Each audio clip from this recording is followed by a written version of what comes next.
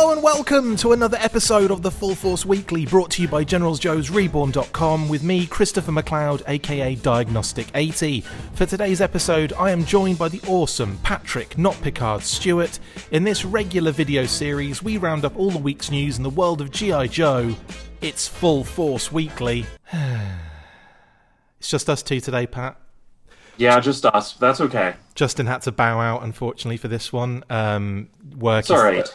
Work is K-ing his A. I don't know why I censored kicking as a word there, but it's K-ing, it's effing his A. That's better, isn't it? I censored both words properly that way. Sure, it's fighting his. I don't know what to think there. Fighting his attempts at joining us. That's right. Yeah, there you go. That's right. Genius. Right. Anyway, so yeah, because of that. We'll be doing a special movie thing over the weekend as an extra bonus for you guys. So no movie talk on this week's weekly. Confusing, right? So Pat and I, let's just get into the week's news, eh, Pat? Sounds good.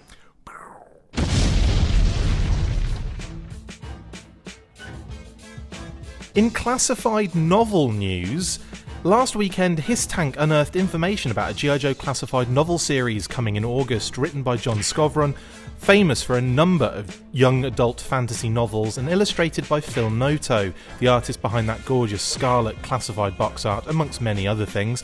The first novel, titled G.I. Joe Classified Book 1, catchy, is aimed at middle grade readers, will be a 256-page hardcover as well as an ebook, and comes in at $14 US, $18.99 Canadian and $10.99 UK. Pat, what were your thoughts then when all of a sudden we've been revealed a classified novel series is on the way? Yeah, this is kind of a new one to me. I guess maybe that's what happens when you have a movie year. We got some young adult novels, I think, during Rise of Cobra. I don't really remember any of them for Retaliation. Were there any of them at that time? I can't remember. The only thing I remember around that time for both movies was the kind of prequel comic series that kind of came out, which... There was movie adaptations. Terrible. Too. Yeah. Yeah. I remember a movie adaptation, definitely. Yes. Maybe there weren't other novels. I don't know. I guess maybe looking forward to some of the other topics of today, it's the theme is going to be I'm a dumb guy, so I don't do a whole lot of reading.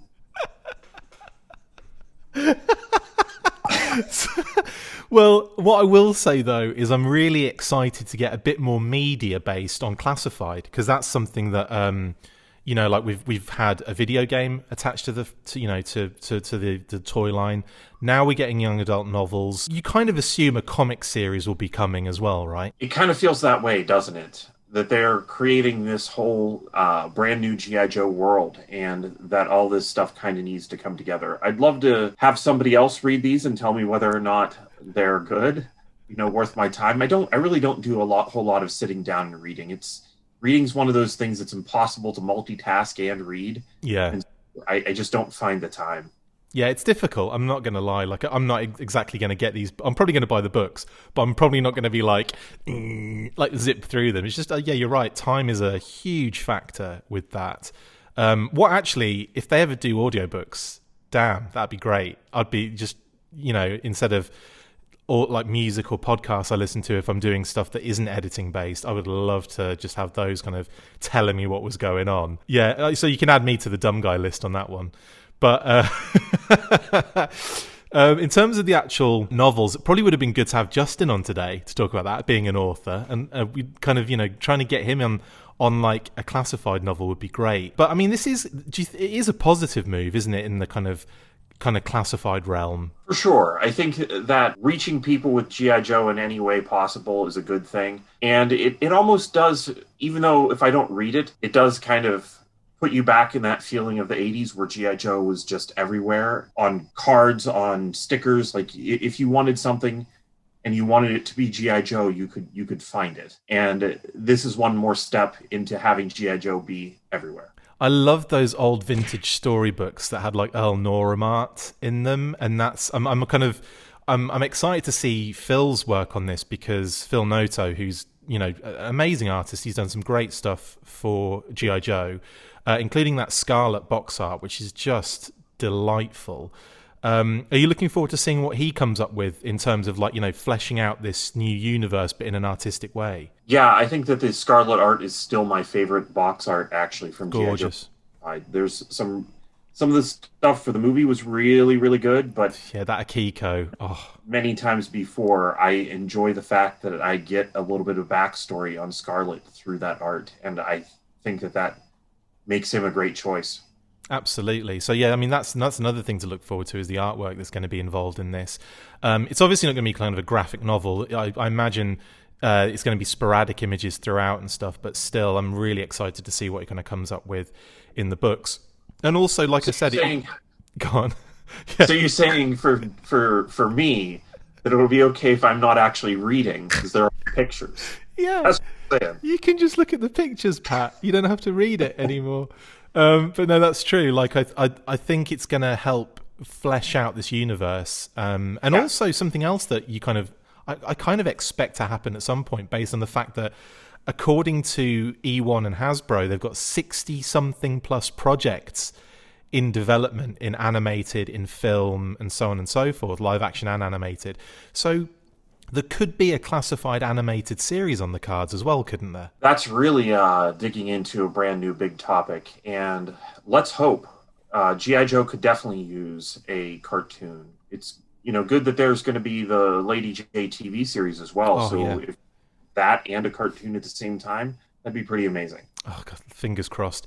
I really am looking forward to some of this stuff coming out, and like I said, it's getting to see Phil Noto's work, as well as maybe getting someone to talk the book to me would be really awesome. Well, maybe that's what you could do. You want me to read it out, record it, and do an audiobook just for you, don't you, Pat? Yes, you could do that for me. It'd be no big deal. No issues. Get to editing all of that. Wouldn't take very long, would it? God, that'd be about 10, 11 hours. Anyway, let's. I'm not. Why am I even contemplating doing that? I'm not doing that for you. We're good friends, but I'm not doing that for you. As in the classic words of Meatloaf, I would do anything for love, but I won't do that. Moving on, and in financial news.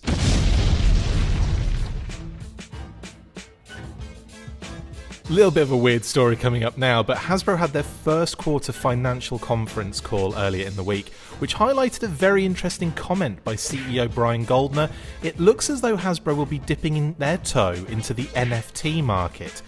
NFTs, or non-fungible tokens, are cryptographic tokens that effectively prove the authenticity of a digital asset, allowing a person to purchase something that is unique and unable to be copied. In most cases, a JPEG or video or something like that. It looks as though Hasbro will be looking at creating their own NFTs for their brands, and that includes Transformers and G.I. Joe. I mean, despite doing tons of research on this, I've heard the term NFT used numerous times in the past. I've looked it up in the past and just gone, yeah, I don't understand that. And then having to kind of like research it and properly understand it now, I'm still looking at it like, what? So I get what it is, I just don't understand why it's there. I don't understand why it's here. You're kind of dealing, I suppose, with like a perceived value of things, aren't you, really, with something like this? Are you any the wiser to NFTs? We'll start off with that in a basic form first, Pat. Maybe this was written in a book somewhere that I didn't read. You didn't read. There were pictures, though. There were definitely pictures. Well, you've made me a picture. That's really nice, so I appreciate that. NFT with just things coming off it, yeah. Yeah, but no, I don't really quite understand what NFTs are. It's not even something you can dumb down, because when you dumb it down, that makes less sense. So it's really just, like I say, it's just a way of proving the authenticity of a digital asset, in this case anyway. So I think they're going to be using it for things like Magic the Gathering, which kind of makes sense because of the card aspect and the digital card kind of I just don't understand how you actually prevent a thing that's on a computer from being copied. And that's where the I'm a dumb guy thing comes into play. Well, I think what I can help you out with there is that, you can have a meme or a GIF or something like multiple times, but that one that's been sold will have a blockchain of information attached to it, which explains that this is the original version of this, not necessarily of that thing in its entirety. Like the meme could have been made ages ago without that, obviously. And then this one digital thing you've got here, as long as it's got that proof of authenticity attached to it in the blockchain of ownership, then that becomes a thing of value of some. Then I guess I get confused as to, like, if they're selling a JPEG and there are multiple other JPEGs that look just like that JPEG on my computer screen. Yes. Where's the value in being like, no, I have this one which I paid $3 million for. Here I am. Like I said, I looked forward at the news for the day, and this is where I'm a dumb guy. I don't get it, mate. I'm kind of with you on it, honestly. And the other kind of interesting aspect to NFTs is, and I know that this is like, you know, there are a lot of things that churn up energy and cause, you know, environmental issues all over the place that we're probably using right now. I'm fully aware of that, but NFTs, like, in terms of like a pointless thing, if you took that away, then you're helping the environment, you know, to a degree, because the amount of fossil fuels are used to kind of like to burn to kind of for the actual server use for this kind of stuff, because apparently it takes like the same energy that a small country uses, which blows my mind when you think about it. Like, that's where all the kind of transactions and the blockchain information and all that kind of stuff is being stored and being used on servers. So I guess that's where that's, you know, being having the most impact. Like, in terms of environmental impact, though, it just seems so pointless to be doing. You're going well past anything that I've looked into this regard. like I said, I have no idea what's going on with these. It's cool. Very confusing. I know that people creating Bitcoin, you know, that was big for a while and doesn't seem to be as lucrative as it used to be to be running your own Bitcoin on servers at your house or anything like that. Yeah, I don't quite get it. I don't know, like, if somebody has the video and they're the person that owns the video and I can still watch the video. I know, it's crazy. It is crazy. I suppose it's not... I suppose it is different to that. I suppose it's like the digital version of having a beautiful original painting and then lots of copies being made of that beautiful painting. But the problem is, massive difference there is, you can tell the difference quite dramatically, you know, because you can't like, you know, there are like, you know, master forgers out there who do incredible forgeries of paintings, but you can always do tests to find out, you know, and there is, I think, to some degree there are ways to kind of, you know, make paint like appear older than it is, like even in certain testing. But even then, like, you know, we're getting into there's no real equivalent, is there, in life to this weird? Not really. I mean, part of the entire purpose of things being digital is that they can be copied perfectly. Yeah. So, I don't know. I mean, this seems to be a way to tag something or to prevent that from being... It's just very weird to me. It's weird. How the hell do you think G.I. Joe would utilize this, out of interest? Card game. I mean, you already brought up Magic the Gathering. I think that the way that the other brands could use this would be something with a card game where maybe you have to sign into a server, and on that server there are cards that you own. But I mean, that kind of already happens in a game that, I don't know, maybe it would allow you to create your own servers for card games. Who knows? I don't know. This is one of those things that we're gonna kind of keep like trying to keep understanding what they're going to be doing and what Hasbro are going to be doing with this. But I guarantee you, when it comes up in the news, we'll both be like, "So what's going on here?" And this is the thing. Like, I don't think it's a lack of understanding, because we understand the premise of what's going on. What we don't understand is why. Why is this being done? Yeah, I get the strong feeling as well that we could be just at the start of something that will make much more sense later. And we're documenting our naivety and how stupid we are right now. Absolutely. Huh? Now what's that thing? What's in who now? WWWs?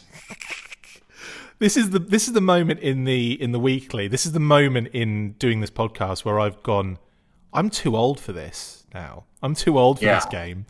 But yeah, and which is ridiculous because I am. I was too old for this 20, 30, 40 years ago. Anyway, let's move on because like us talking about NFTs, people are probably like watching this going, what are they going on about? Or they're going, guys, it's much easier than you're explaining it. In any case, and in more financial news, yay! Oh, fun.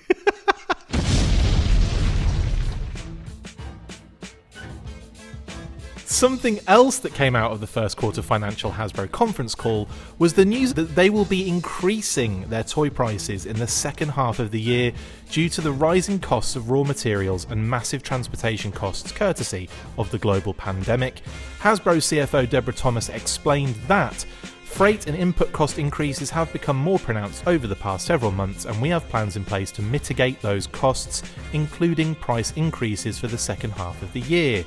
Not the best news, of course, but this has been coming for a while now, so expect those prices to crank up over the course of the year. Pat, thoughts on this, please, bud? Well, whenever you hear stories of ships staying, in the ocean for a longer time because of COVID, and being able to dock and unload, I kind of thought to myself, there's a cost associated with that, and I wonder where it's going to end up. I'm kind of, on one side, I'm kind of thinking like, it sucks that the prices are going up, but this was so obviously going to happen. Like there was, I'd premised it a few times in my head, like, there'll probably be price increases eventually, even though there's nothing on the shelves at the moment. The stickers they put on those shelves, they're going to go up slightly. But yeah, you just kind of knew it was going to happen with everything that was going on. Yeah, a price increase is inevitable. That's just kind of the nature of inflation. But it almost feels like this one that we're talking about is an extra price increase in addition to any of them that you would have naturally seen had it not been for COVID and thanks 2020. It's delivers a lot of things, and this is probably a ripple effect of that. 2020 is the gift that keeps on giving, isn't it? Yeah. Sometimes I look at a price increase and I think to myself, well, whenever GI Joes were $5, there wasn't much room for savings. No. What could you save? $1 on a figure? But whenever they're $20 or 20 something dollars, 40. No. Should we get into that? No, we shouldn't get into that. Not for my lifetime, please. I mean, that was some remarkable price hike, wasn't it? When we did the figure subscription service battles, myself, Justin, and Adam, we from 1 to 6, the jump is dramatic, and we're not even talking like year to year there was a dramatic increase.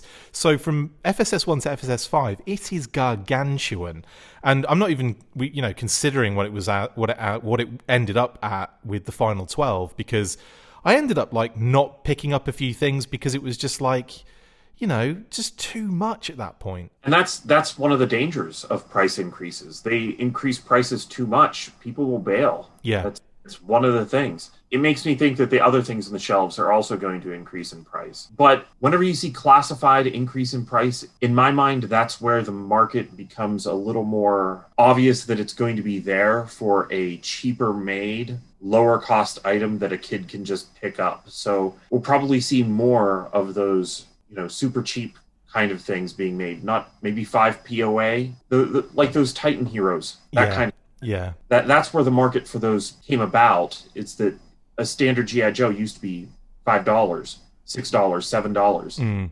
Whenever they started moving up, and now you have the 6-inch line that's $20, there's a much bigger market for something that is half that price. Yeah. You could end up seeing more of that coming out of the price increase, that they'll have to look to ways to get those smaller dollar amounts. But, for us, it pretty much means that prices are going to go up. People have been paying more money for classified the whole time anyway, which is a good thing to think about. But that's been kind of the truth.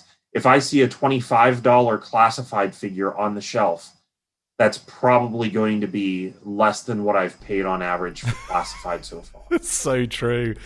Did you see that? What made me laugh, actually, I saw Anthony Mackie. Is it Anthony? Anthony. And Anthony Mackie. I saw him on a talk show I love Falcon and the Winter Soldier, by the way. I really enjoyed that series.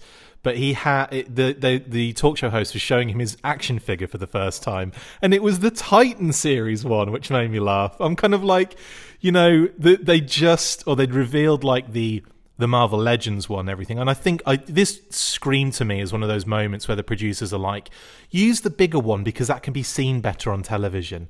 That kind of thing. Like, you can hold it up and it can be nice and visual and everything. And I'm like, oh, son of a bee. Like, they would have been really cool to show him, like, the Marvel Legends version. But no, they went with the Titan figure. And I think he ended up saying it looked more like Jamie Foxx, which I thought was hilarious.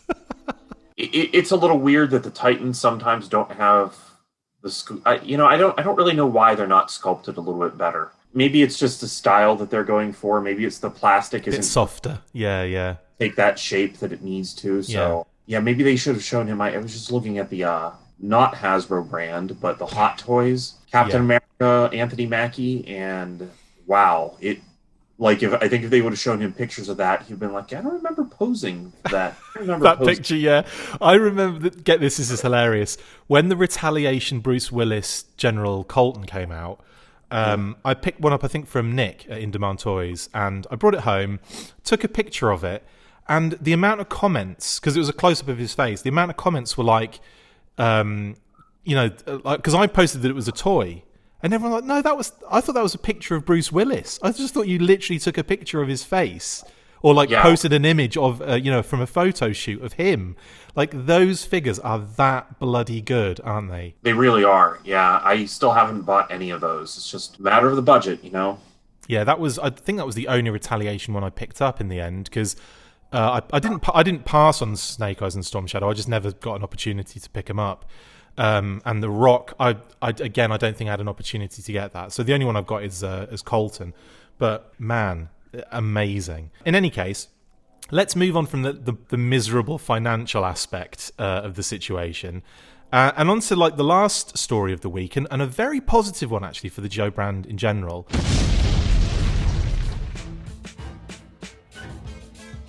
John Warden took to Twitter on Wednesday evening to announce that his team would be adding the G.I. Joe brand to their portfolio, which currently includes Power Rangers and Ghostbusters. In addition to that, he will also be bringing lead designer Lenny Panzica with him, which is double great news for us as Joe fans. John brings a wealth of experience to the brand that he has been on in the past, and I'm really looking forward to seeing what he and Lenny can do on the brand as a team. Pat, this has to be positive, doesn't it? Because John was there during some of the biggest moments in G.I. Joe action figure history, wasn't he? Yeah, I kind of think that this news is good news twice over, because this news is actually telling us two things. Yeah. For one, the team working on G.I. Joe is becoming bigger. Yeah. Okay, regardless of the fact that it's John Warden, it's becoming bigger. And that means that more effort is going to be made into G.I. Joe, and that we are going to... That what we've seen so far is probably just the tip of the iceberg. Yeah. I have a feeling those of us who have struggled through finding the classified series stuff so far, it's almost going to be rewarding to have that earlier part of it, because there's probably going to be quite a lot more in store for us. Just for the fact that, an entire team now is going to be working on things, rather than you can tell that Lenny is also working on Transformers and other things. So he's been quite busy, but adding John Warden to take over G.I. Joe and still have Lenny on board, it's our cake and eating it too, I think, because John Warden, I can't quite remember what time he started on the brand. I think he definitely came in on 25th, right? Yes. He definitely came in on 25th, right? No, he was Sigma 6. Oh, wow, okay. Yeah.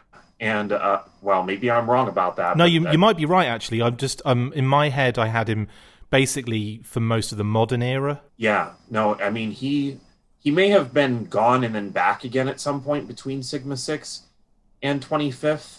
Maybe I'm wrong about that. Things get shuffled around quite a bit. But, yeah, he's definitely had his hand in doing a lot of good for G.I. Joe, for sure. Absolutely, yeah. Like, even the anatomy of things and the direction of the brand and some of the figures that he came up with. I can even remember talking to him about the Cobra what's that the urban shock trooper? Shock Trooper, yeah. The shock trooper. Yeah, all the small details and the reference material that he was looking into to create some of these ideas, and not just kind of have an idea and then finish it in a week, but to actually create like a portfolio of things and constantly be pouring something into a spot and then taking that and making a figure. It's quite involved. So this is an incredibly good thing. And, you know, Transformers fans have benefited from him being on the Transformers brand. Yep. Like, I think that if you've paid attention at all to Transformers in the past few years, you've kind of seen, because I think John Warden came on sometime during, I think that they made the announcement during Combiner Wars that he was being added to the team. I don't think that he did a lot of the development of those, but I think the Titans Return stuff all the way up through Kingdom. Well, it's gone from strength to strength, hasn't it? Like it's literally been better every single year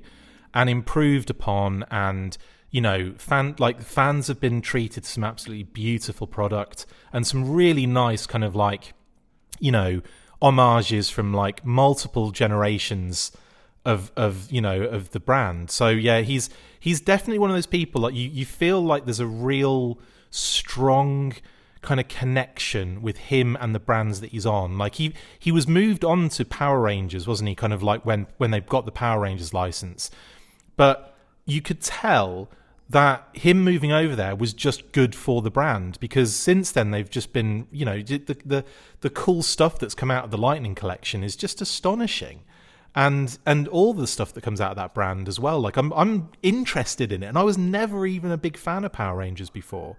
And the same with Ghostbusters. You can tell he's got his hand in it, can't you? Yeah, I kind of think that with Power Rangers, that was a matter of them going, you know what, we've got to hit the ground running. Put John Warden on Power Rangers. Yeah. With him back in G.I. Joe, it's, you know, that's a huge... Exciting. It's exciting. Collecting community. I'm kind of wondering what all he did on Ghostbusters, because we've not actually seen a whole lot of that. There's the Lightning Collection Ecto 1 that came out to Target that's actually a 1/18th scale vehicle. So are there some figures still going to come out that may be about 4 inches for Ghostbusters? Could possibly be. Yeah, I don't know. Still curious to see what more may come of that. I did pick up the 6-inch figures of those just because, you know, you're looking at them and they're amazing. So I think that we're definitely we're in for a whole lot more for G.I. Joe. It's what we've gotten has been great, and this just means that it's going to get much better. And it wouldn't be fair if we didn't mention those magic words in this part of the show, and that is Pursuit of Cobra. Because my goodness, anyone involved. I mean, we did technically with the Shock Trooper, I guess, but like the fact that you know, like a figure like let's take a figure like the Shock Trooper as an example. Not necessarily. I'm just talking in general. The fact that figure was then utilized so often to make other figures like arms, legs, the body, all different kind of parts of that figure have been used so much. I would imagine that mold is almost worn out now, the way it's been utilized. Yeah, I would say it's probably done. I mean, the club used that a bazillion times, and you know, and then a few of us were happy to, going back to the financial part of things, a few of us were happy to overpay. Well, maybe not happy to overpay. Just not overpay. Accepted it that way. Accepted it with clenched teeth as we were happy to get those as figures. That's for sure.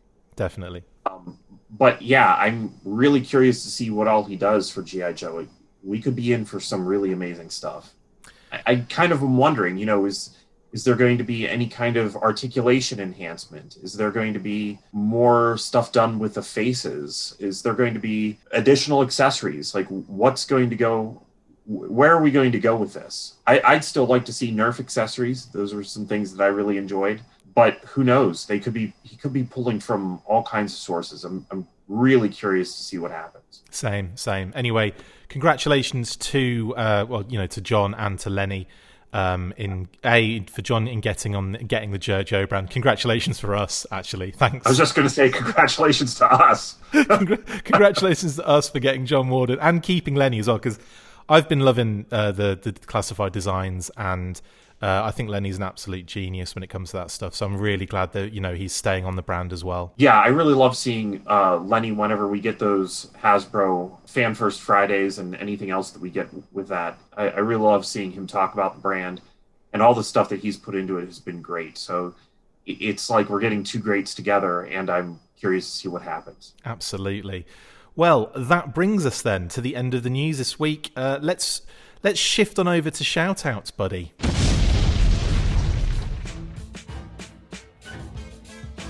Okay, so we are into shout-outs. Pat, let's start with yourself, mate. Have you got anything to talk about this week? Either shouting a human out, or a non-human, or an action... What have you been doing this week? I've been still struggling to collect... I've been... Well, shout out to Philip. He's had to listen to this.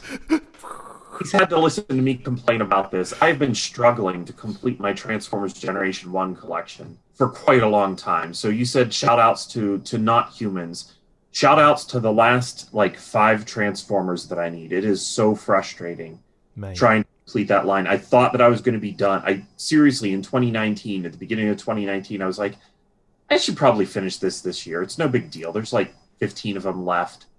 And here I am in 2021. 2020's to blame for this as well, though. Yeah. Because I had to put a big pause on it entirely. But now I'm really trying to go after those last few pieces. So shout out to anyone in the future who may help me finish with that. That's what my goal is.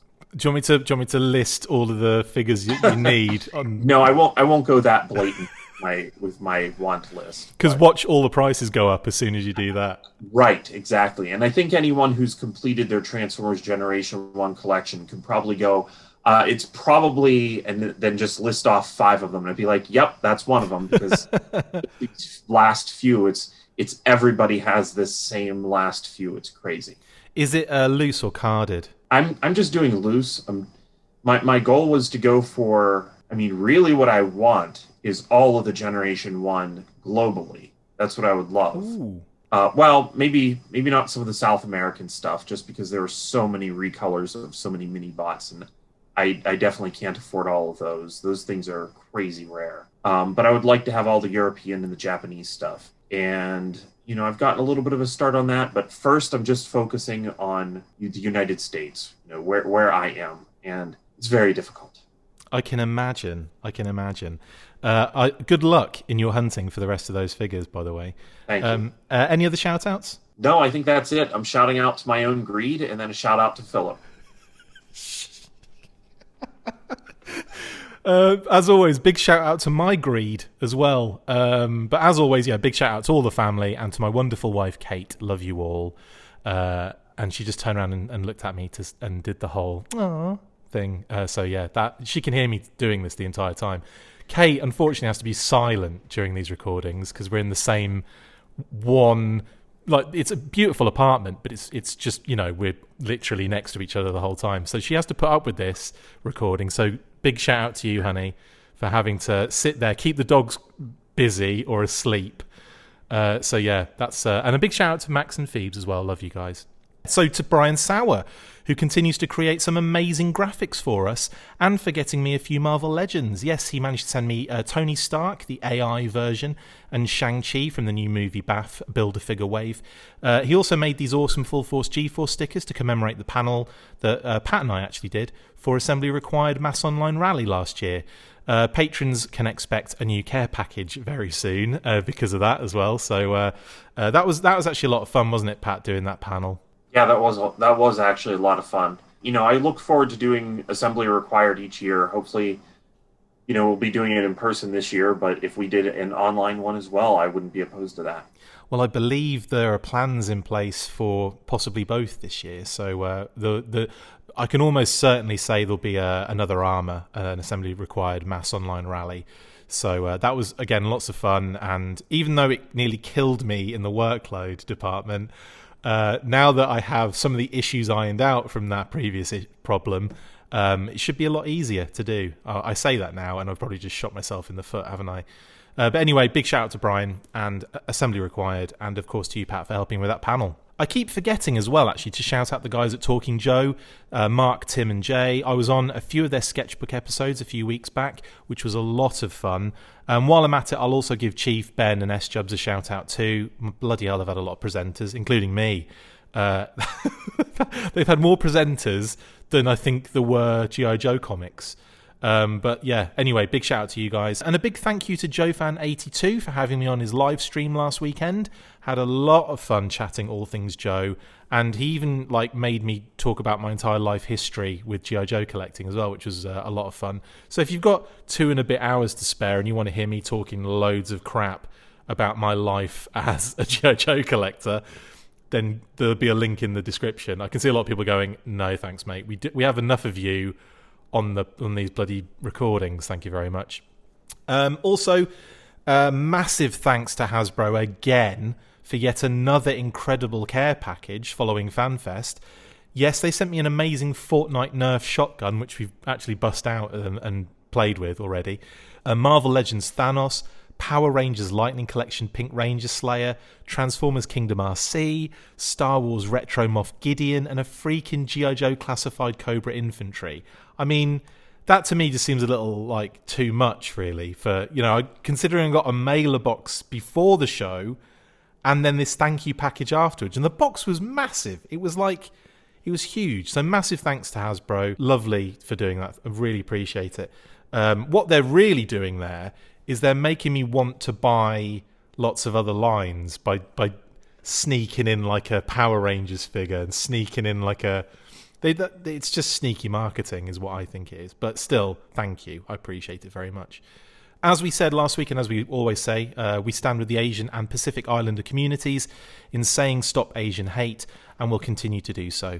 Follow the links in the description if you want more information or just want to do more to help. And also to our patrons, listeners and viewers, we absolutely appreciate all of your support. We had another patron join us on the infantry this week, Bestow TV, so big shout out to you guys. Thank you for jumping on. And another recent patron join was Eric Clark, so big shout out to you as well, Eric, for jumping on at the Red Shadow Army level, which is always appreciated. And yeah, we'll have loads more cool stuff for you on the Patreon very soon as well. Pat, thanks again, mate, for jumping on another weekly. Thanks again for having me on. I always appreciate it. It's always fun. It's like when you have a birthday, you kind of we've got through another week in G.I. Joe news.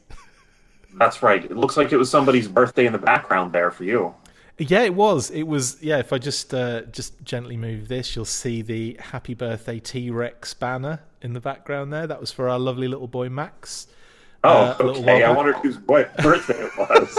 Yeah, we do dog birthdays in a different way in this family. We do ridiculous theme parties where we dress up as, don't think I've got the mask at hand, as dinosaurs for a Jurassic Bark party. We did a Turtles one a couple of years back where I was Casey Jones and Kate dressed as April O'Neil. It was amazing. Most of the time, people are like, yeah, but you're kind of really doing the party for yourselves, aren't you? Yes, but also the dogs get lots of good things out of it too. So don't worry, it's not just a selfish endeavour. But anyway, yes, that's it. That brings us to the end of this episode. Thank you for watching the Full Force Weekly. Massive thank you to my awesome co-host, Patrick Notpicard Stewart. See you next time. And as always, Pat, after 3... 1, 2, 3. Full Force.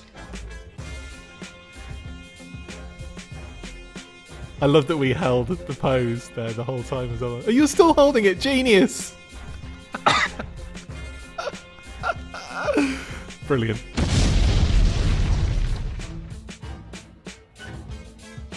Make sure you get involved with the discussion by liking, sharing and commenting on these videos, and as always you can keep up with the show after listening by following on Twitter @The Full Force, liking the Facebook page facebook.com/The Full Force, and if you would like to contact the show you can message us on either of those platforms with feedback and questions.